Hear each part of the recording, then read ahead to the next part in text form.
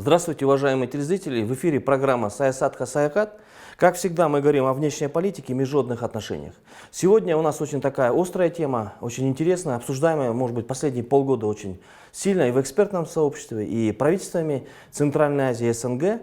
Это тема все-таки будущего Афганистана. Надо не забывать, что последнее событие в Бишкеке, которое прошло, это Бишкекский саммит ШОС. Он принял и дорожную карту по Афганистану. Также есть план, который проводится в ООН, в том числе с Соединенными Штатами Америки, Российской Федерацией и другими государствами. Для обсуждения этой интересной темы о будущем Афганистана мы пригласили известного эксперта по внешней политике, специалиста мирового уровня по Афганистану Таалбека Шамудиновича Масадыкова. Здравствуйте. Здравствуйте. Спасибо вам, что в такое жаркое и загруженное время вы нашли время между поездками за гран и прийти на нашу передачу. Спасибо. Если аудитория нуждается, скажем, в экспертном мнении, и если нашу аудиторию действительно будоражат такие серьезные вопросы, конечно, мы всегда рады поделиться своим мнением. Ну, это безусловно, потому что Афганистан к нам близок, к Центральной Азии, и судьба Афганистана не безразлична, потому что это вопросы безопасности, это вопросы стабильности. Мне к вам первый вопрос. Какова сейчас ситуация в Афганистане? Вы знаете, очень много пишут в средствах массовой информации по Афганистану и разноречивые совершенно мнения, потому что есть заказные статьи, есть мнение экспертного сообщества, есть мнение людей, которые живут в Афганистане и трудятся, и каждый день видят все, что там происходит. Поэтому большая политика иногда бывает, скажем, оторвана от реальной действительности, которая есть там. Хочу сказать, что сегодня ситуация в Афганистане очень сложная. Вопросы безопасности, они накалились до предела. С момента, скажем, последние, может быть, 7-8 лет ситуация идет только к ухудшению в плане безопасности во всей стране. Если мы раньше говорили, что определенная часть территории Афганистана не находится под контролем правительственных структур, и тогда отдавали разные соотношения процентные цифры, было 30 к 70, там 40 к 60, в плане того, что 60 или 70 контролируется правительством, то сегодня уже, включая официальные структуры, государственные структуры кабульского сегодняшнего режима официального, иностранных войск натовских и американских, которые находятся там, в Афганистане, и местных органов власти, они уже официально говорят о том, что 50% страны, территории не контролируется. Но что это значит? Люди должны понимать, что в реале, наверное, больше территории не контролируется. Это не значит, что талибы контролируют эту территорию. Просто это территория, в котором вооруженная оппозиция, это талибы, могут быть различные другие группировки под разным названием. То же самое и местные полевые командиры, да? Местные полевые командиры, которых закон или, скажем так, законная легитимная власть Кабула не контролирует ситуацию. Они приходят, то есть люди уже привыкли жить так. Есть на сегодняшний день два правительства, можно сказать. Официальное Кабул, кабульский режим, есть теневое правительство на уровне муниципальных, провинциальных, на провинциальном уровне. Есть провинциальные теневые губернаторы, уже давно они существуют, и они становятся все более актуальнее и актуальнее. Провинциальные начальники полиции талибские, есть суды талибские, понимаете? И население на сегодняшний день, к сожалению, потому что все-таки попытки и усилия международного сообщества за последние 18 лет было вложено очень много денег в Афганистан. Были и положительные моменты, но вот наши усилия, получается, немножко пропадают, и вот вооруженная оппозиция, она начинает уже играть все более ключевую роль. Сегодня идет переговорный процесс. Что произойдет с Афганистаном дальше? Контролирует ли сегодняшняя власть Афганистан весь? Вопрос мы уже сказали, нет. Будет ли она контролировать в будущем? Это серьезный вопрос. Что происходит с силовыми структурами Афганистана?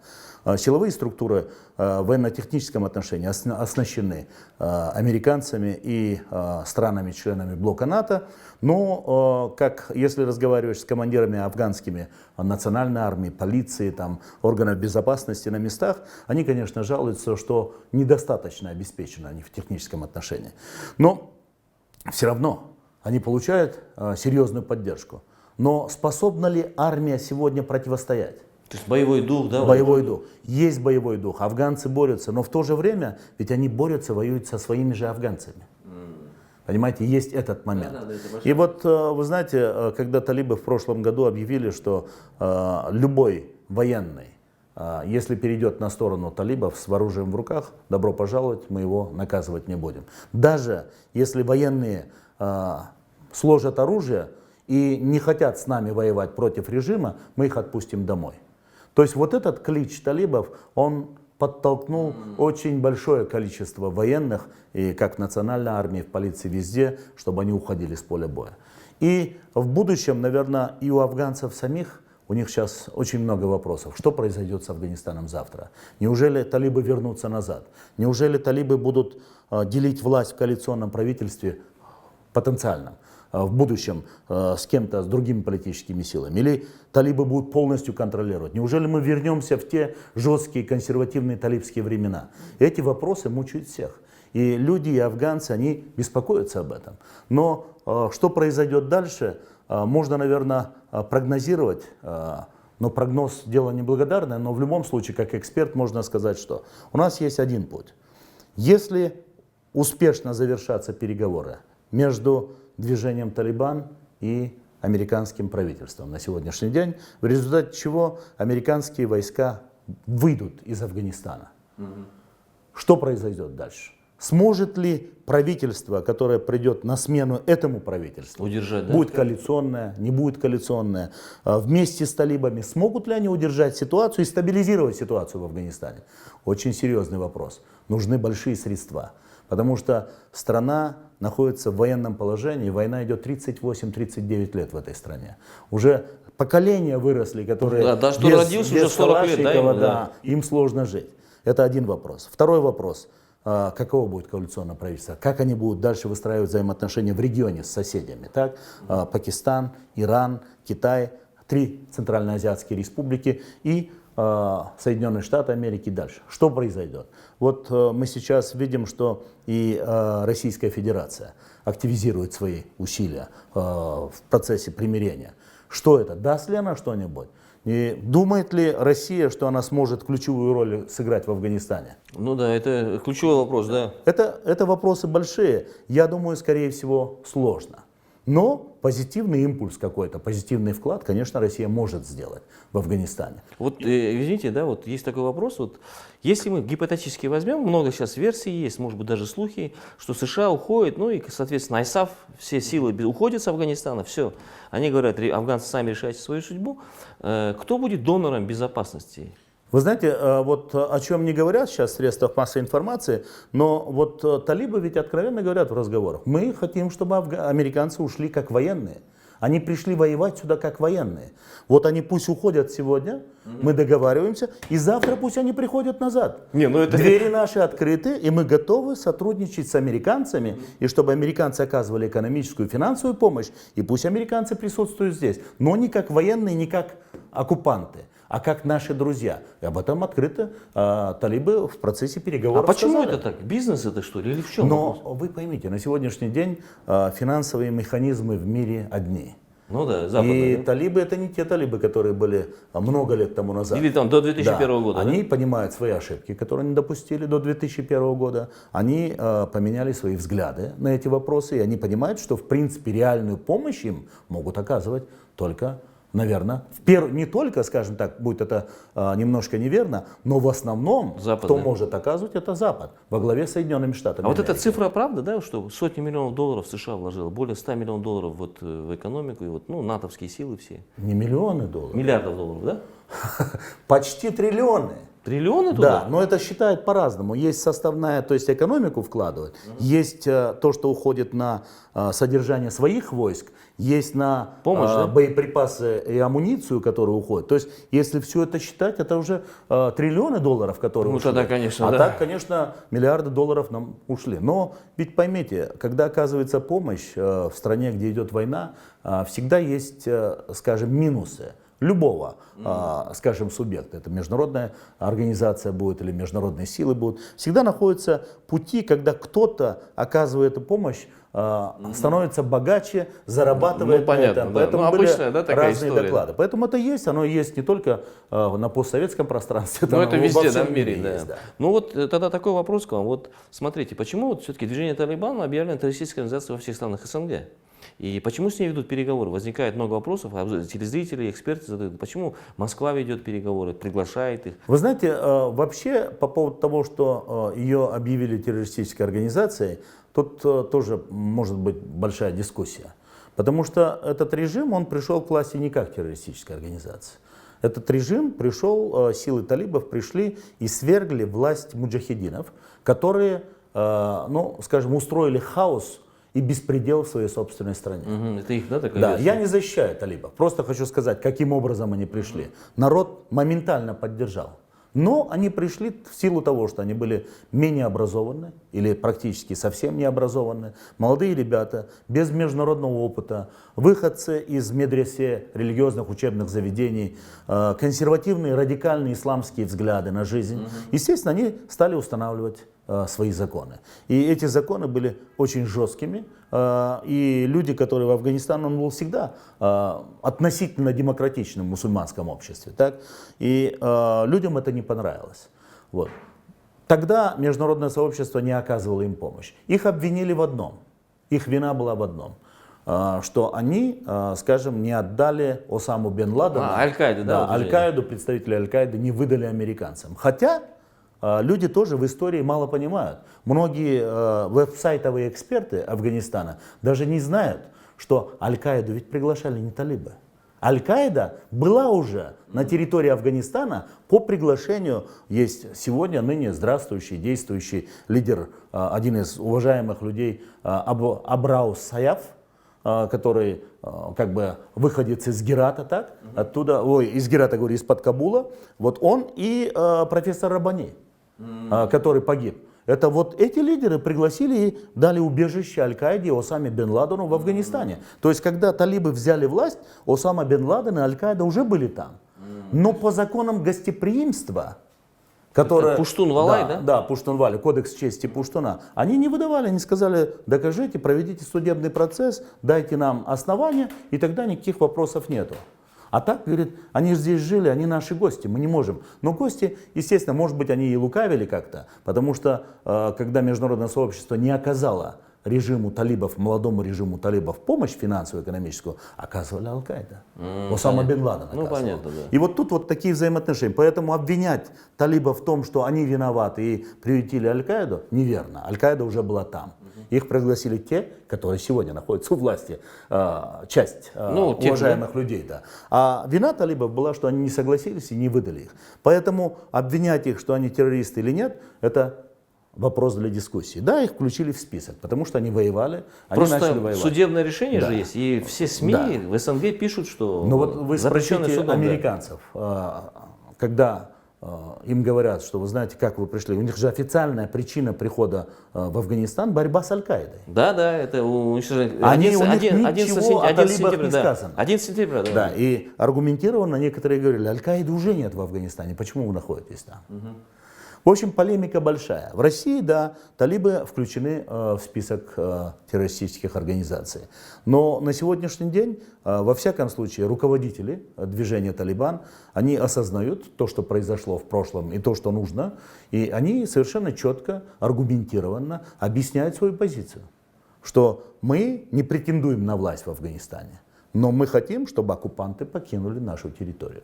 Мы тогда прекратим боевые действия. Мы сами, афганцы, разберемся, как жить, по какому закону жить, шариатскому. Внутренне, да? Да, внутренне, это наше внутреннее дело. Вмешательства не должно быть. Мы гарантируем, ни одно соседнее государство, ни одно зарубежное государство в мире от нас не пострадает. Наша территория не будет использована против других государств. Это они заявляют. Террористические группы не будут другие использовать? Через Знаете, Пакистан? а тут вот этот вопрос, потому что разные эксперты говорят, я не правы, эти эксперты, когда военные эксперты говорят, что вы знаете, а кто будет контролировать? Ну да, это же Ведь ключевой вопрос. сил у талибов достаточно или нет? И талибы говорят, слушайте, если им не будут помогать извне игроки, серьезные игроки, так, то у нас сил достаточно закрыть этот вопрос и выгнать всех с территории Афганистана. Потому что в основном террористические базы, тренировочные базы традиционно находились на территории Пакистана. Пусть меня извинят наши пакистанские коллеги, с которыми я с большим уважением отношусь, но пакистанская структура немножко другая. Там есть власть гражданская и есть армия. И армия тоже нормальные есть. И есть определенные структуры внутри армии, которые занимаются поддержкой вот этих вот бандформирований, скажем так, или же этих террористических тренировочных центров на территории Пакистана. Но ведь за последние 5-6 лет эти территории начали передвигаться плавно на территорию Афганистана. В общем, не буду уходить в дебри, хочу вам сказать одно. Мирный процесс завершится положительно, что будет? Вот Гарантировать никто не ничего может, не да? сможет. Так. Если он не завершится, американцы останутся там или они все же уйдут, бросят и уйдут? Вопрос, так? А вот вы считаете, как вот это действительно Трамп выведет войска? Он Вы знаете, я очень сомневаюсь в том, что есть реальные намерения вывести да? войска из Потому что он также Афганистана, бодро так? начал предвыборной Да. кампании. Вот. Ну, у Обамы то же самое было, предвыборная кампания. Он сказал, мы закроем вопросы, все. Но потом он увеличил свое присутствие. 14,5 тысяч, да, Ну, он оставил? надо понимать, просто есть военно-промышленный комплекс, есть давление. Ведь президент США, он не всесильный, он не единолично принимает решения. Есть очень серьезная государственная структура. Поэтому, мне кажется, во-первых, очень сложно вывести войска, даже если договоренность будет, просто логистически закрыть все, смонтировать и вывести, на это потребуется минимум год. Минимум год. При всем желании. Даже если они да. быстро начнут, да? А всё при это всем делать? при этом есть разные игроки на поле в Афганистане, которые будут провоцировать, которые будут атаковать во время вывода войск. Несмотря на то, что талибы гарантируют прекращение огня, там много других участников. Да, тем более есть, это через дороги же которых они будут выходить, которых да? финансируют разные другие игроки. Так? Поэтому это очень комплексный вопрос. Тонкий вопрос, да, Очень всё-таки? тонкий вопрос. И даже если они выведут, то сложно сказать, что произойдет в Афганистане. Я думаю, потребуется немало времени, чтобы стабилизировать ситуацию. Если не выведут, то ситуация будет вот так вот, шатко-вялко, вяло-шатко двигаться вперед, но решение вопроса будет сложно. Поэтому есть одно убеждение у меня. Необходимо подходить регионально к этому вопросу. Что значит регионально? Не только Америка должна решать этот вопрос. И страны, которые, скажем, на сегодняшний день как бы находятся в оппозиции к Америке и к западному блоку, они тоже должны проявить мудрость. И это наша общая боль. В первую очередь это касается Центральной Азии, Пакистана, Ирана. Ситуация в Афганистане. Она будет ухудшаться, значит ситуация будет ухудшаться у нас. Мы должны проявить мудрость, понимание и оказать содействие этому процессу, договориться. Россия, Соединенные Штаты Америки, Китай, Иран, Индия, Пакистан, это ключевые, должны сесть и договориться, что давайте мы стабилизируем ситуацию. Если то, о чем декларируют представители этих государств, это правда. А если декларация просто декларация, а за декларацией есть второе Другие интересы, дно, да. то этот процесс будет, игра политическая будет длиться В очень Бишкеке долго. ШОС принял дорожную карту по Афганистану. Внимание будет уделено. Как вы к этому относитесь? Вы знаете, на моем, как говорят, веку, мой опыт, были очень хорошие и до сих пор очень хорошие идеи возникают, так? Но пока эти идеи появляются на бумаге, проходит очень много времени. А потом, когда они появились на бумаге и притворить их в жизнь, тоже не потому, что есть разные причины. Во-первых, технические причины. Во-вторых, есть причины отсутствия профессионального подхода. В-третьих, есть причины средств, финансы, да, понимаете, обязательно, финансовых да. средств. И в-четвертых, есть просто политика. На сегодняшний день есть национальный интерес. Подписать декларацию, дорожную карту могут все. Вот в ШОС на сегодняшний день. У нас было сколько там? 6 государств в ШОС? Да, Теперь 8. 8. Так? 8 государств. Пришли пакистанцы и индусы. Хорошее явление, все нормально. Но ведь у них нерешенный вопрос с 1947 Приграничный, года, да. да, Да. кашмирский Со вопрос. дня основания, Да, кстати. притязания пограничные, взаимные обвинения в террористических Ну, даже акциях. до военных так, да. конфликтов в этом году Как они дошло. будут решать этот вопрос? Этот вопрос до сих пор решиться не могут. Они все подписали. Территория Афганистан-Пакистан нас интересует. Так? Индия, естественно, за свои интересы начинает искать игроков в Афганистане, которые бы играли в их пользу. Ну да, Пакистан безусловно. это не устраивает. Пакистан начинает критиковать это и тоже предпринимает контрмеры. Поэтому как эта дорожная карта будет притворяться? Ну, понятно, Может быть, что- она осталась на бумаге? То есть, я помню вот многие моменты этой дорожной карты, всю я ее не прочитал, основные моменты видел, был поинты такое. И они были высказаны давным-давно, я был участником этих совещаний, 7 лет назад. То есть довольно много времени. прошло. Высказано в рамках ШОС, это поднять архивные документы можно, высказано ключевым людям стран, членов ШОС, и появились на бумаге 7 лет спустя. Ну, то есть время назрело, с одной стороны, да, назрело, да? Да. Бы, да? Так сколько пройдет времени, чтобы эта карта притворилась в жизнь?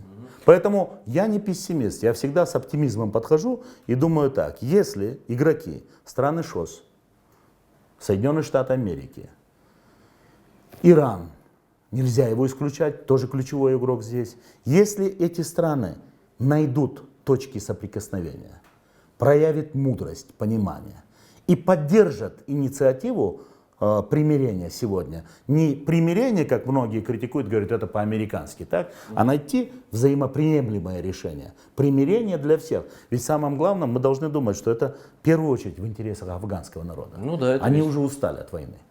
И вот клянусь, я восхищаюсь этим народом, афганским народом, потому что они делали очень много. И они вот самоотверженно трудятся, они уже привыкли к войне. И воюют, вы знаете, в лаптях, как говорится, и с автоматами воюют, и вот столько лет воюют и погибают. Так? То есть за свою независимость. То есть есть масса факторов. И если вот эти вот наше понимание, мудрость стран этого региона проявить и найти точки соприкосновения, то есть взаимоприемлемое для всех решение, я думаю, это был бы лучший исход. Я очень верю, что это рано или поздно все равно люди и государства, и руководители государств придут к этому. Но сегодня сказать, что это произойдет завтра, через год или через 2, очень сложно. Ну, позитив, да, на будущее Афганистана все-таки будет у него, я думаю, счастливое благоденствие такое должно быть, да? Вы знаете, я думаю, да, потому что вот то, о чем говорят вот сегодня в последнее время, нужно интегрировать, так? В действительности, почему нет? Афганистан, народ, это пуштуны, это таджики, хазарейцы, узбеки, туркмены. Это практически те же этнические группы, которые проживают в наших центральноазиатских республиках. Ну, то есть исторически, тем более, Исторически Афганистан всегда, одно, да. язык один, религия одна, культура одна, менталитет один у людей, только разные уровни образования, понимаете? Поэтому, я думаю, нужно Афганистан однозначно интегрировать в экономические проекты с Центральной Азией по возможности, и это даст только позитивный импульс. Ну, давайте вот на такой позитивной ноте мы закончим сегодня нашу передачу. Большое вам спасибо. Вот все-таки вы так четко и правильно рассказали многие вещи, которые, может, и телезрителям, и экспертам неизвестны по Афганистану. Большое вам спасибо за такую высокую, очень экспертную оценку. Удачи вам. Спасибо большое и успехов нашей аудитории. На этом программа «Саясат Саякат» завершилась. До свидания.